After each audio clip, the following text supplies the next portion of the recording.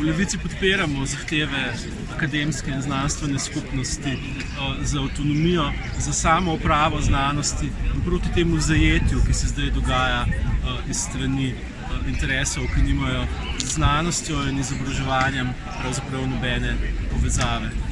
Avtonomija in samouprava nista samo nujna zunanja pogoja za obstoj znanosti, ampak sta pravzaprav njena notranja pogoja.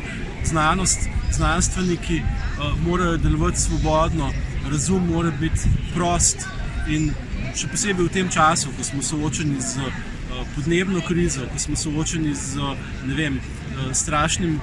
obzorjem vojne na našem pragu, je izredno pomembno, da imamo svobodno znanost, da imamo pač ljudi, znanstvenice, znanstvenike, profesorice in profesorje, ki svobodno lahko uporabljajo svoj razum